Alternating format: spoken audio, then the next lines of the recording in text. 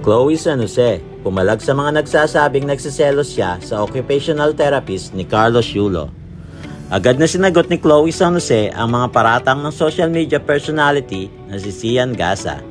Matatandaan na sinabi ni Sian na hindi umano pinapayagan ni Chloe si Carlos na mag-post ng mga larawan kasama ang coaching team nito. Kasama na rito ang occupational therapist na si Hazel Calawod. Hindi daw pinapayagan ni Chloe na i-post ni Carlos yung coaching team niya kasi daw ayaw nitong masapawan. Kaya pala silang dalawa lang palagi ang ina-upload ni Kaloy. Nagsiselos pala si Chloe, ani Sian Gasa. Sinabi pa ni Chloe na magkaibigan sila ni Hazel. Huwag kayong issue kung ano-ano na lang talaga, no?